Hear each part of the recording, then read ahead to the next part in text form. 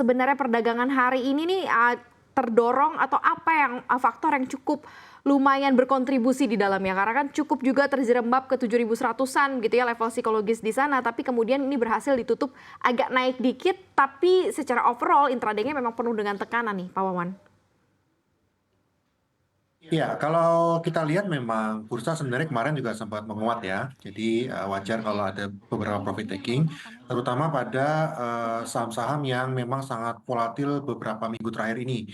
Itu grupnya sahamnya Pak Prajogo Pangestu seperti Brand dan kawan-kawannya itu memang hari ini juga kita lihat itu terjerembab hampir 10%. Jadi eh, sementara secara kapitalisasi masih cukup besar, jadi memang mempengaruhi daripada IHSG itu sendiri. Tetapi kabar baiknya tadi seperti kita lihat sendiri, beberapa saham-saham yang cenderung big cap seperti saham perbankan lalu juga saham konsumer itu tetap dapat memberikan kontribusi positif karena memang secara kinerja keuangan pun itu ekspektasinya untuk Q4 2023 seharusnya baik.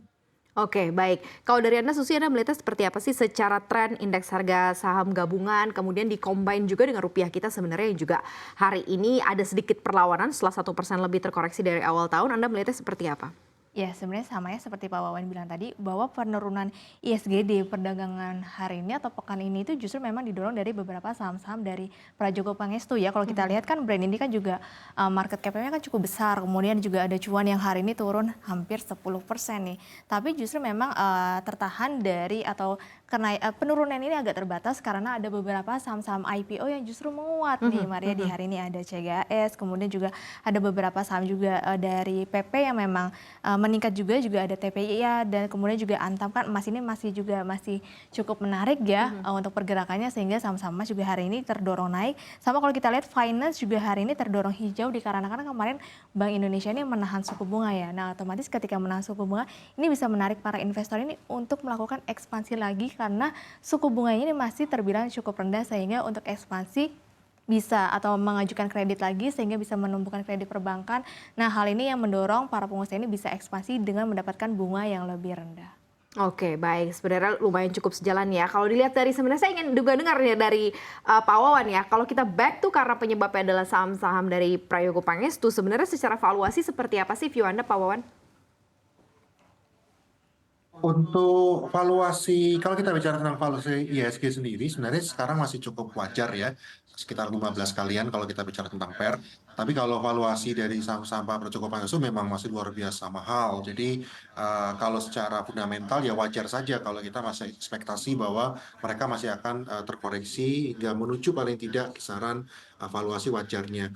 Tapi kalau kita bicara lagi tentang valuasi dari saham-saham big cap kita, seperti juga tadi saham perbankan, memang dengan uh, rally yang terjadi setahun terakhir, kalau kita berkaca kepada misalnya saham atau indeks Infobank 15 begitu ya, itu kan 15 saham-saham yang ada itu setahun terakhir itu tumbuh sekitar 22%, di saat IHSG setahun terakhir itu tumbuhnya 8%. Jadi ya memang sangat naiknya cukup signifikan sekali, akibatnya secara valuasi tidak murah lagi. Tetapi kalau tadi sudah disebutkan bahwa berkaca bahwa prospek suku bunga mungkin akan stabil dan bahkan bisa turun di tahun ini, ya investor masih melihat itu gitu ya. Jadi kan sekali lagi pergerakan saham itu umumnya adalah mencerminkan asumsi atau proyeksi dari investor terhadap pendapatan emiten di masa yang akan datang. Baik, Susi, kalau kita lihat dari awal tahun kan biasanya waktunya kita untuk lihat kinerja full year dari beberapa emiten di 2023 ya. Seperti apa ini bisa kemudian nanti kembali mengerek indeks harga saham gabungan untuk berada di teritori positif, artinya bisa lebih tinggi daripada level sekarang gitu ya di 7.200-an. Ya sebenarnya yang nanti akan mengerek justru memang jelang pemilu, jadi sektor-sektor pemilu yang biasa menarik itu ada consumer, retail, dan juga telekomunikasi. Dan selain itu juga didorong dari beberapa saham yang diprediksi justru kinerjanya akan naik di sepanjang tahun 2023. Nah kita bisa menunggunya di kuartal 4 2023, terutama di sektor perbankan nih Maria. Kalau kita lihat kan pertumbuhan kredit perbankan itu di periode kuartal 4, itu Oktober itu sekitar 8,9%, kemudian November itu sekitar 9,7%. Dan di Desember otomatis juga juga pertumbuhan kredit ini harusnya meningkat karena apa? Ada libur Natal dan juga Tahun Baru yang dimana tingkat konsumsi, tingkat transaksi masyarakat itu justru akan lebih tinggi. Nah, ketika nanti pertumbuhan kredit ini sudah tercermin naik, otomatis ini juga mencerminkan kinerja perbankan terutama yang memiliki likuiditas yang cukup besar. Apalagi kan perbankan ini untuk menyongsong dari pergerakan ISG ini kan cukup berpengaruh ya Maria. Jadi sehingga kalau nanti misalkan di kuartal 4 ini hasilnya juga sangat baik dan sesuai dengan prediksi para investor, nah ini akan menyongsong atau akan mendukung harga ISG nantinya. Oke, baik. Kalau Pak Wawan, Anda melihatnya seperti apa sih untuk kemudian prospek dari saham-saham tadi kan dikatakan oleh saham-saham yang akan berkontribusi terhadap pemilihan umum ya atau pemilu karena memang kayaknya auranya udah ke sana begitu ya. Ini cukup bisa mengerek IHSG ke depan, Pak Wawan. Ya, kalau berkaca kepada pemilu sebelumnya, memang saham consumer good biasanya mendekati pilpres itu pasti salah satu yang akan diuntungkan karena cash flow peredaran uang di masyarakat akan meningkat dan ini biasanya korelasinya sangat positif terhadap pendapatan daripada konsumen yang terutama yang primer ya. Tapi kalau kita bicara tentang pemilu itu sendiri, pasti yang akan dinilai nanti di luar consumer good tadi adalah program apa yang akan dibawa oleh presiden terpilih nanti. Ini biasanya juga bisa menggerakkan daripada indeks itu sendiri.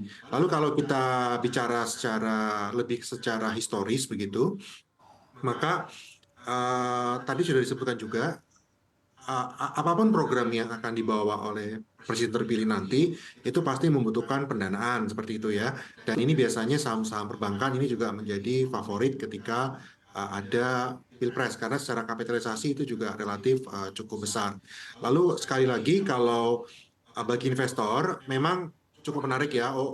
Sektor apa yang sekarang lagi in atau apa, tetapi harus tetap melihat pada fundamental para emiten itu sendiri. Fundamentalnya profitabilitasnya seperti apa, valuasi seperti apa, proses bisnis seperti apa, dan yang tidak kalah penting adalah likuiditas.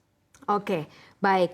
Nah, kita ke komoditas sedikit, Susi, karena mungkin ada beberapa tensi ketegangan yang masih juga belum mereda di pekan ini. Kemudian harga emas maksud kami juga kembali lagi bounce, diikuti juga mungkin tensi yang terjadi sehingga akan melibatkan oil price dan lain sebagainya. Nah, Anda melihatnya seperti apa untuk commodity price di pekan depan atau mungkin sentimennya akan sejauh mana sih ini berpengaruh untuk saham-saham part of commodity?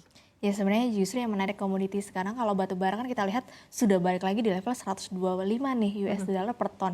Nah memang karena batu bara ini kan permintaannya cenderung turun, kemudian memang di Cina sendiri produksinya meningkat.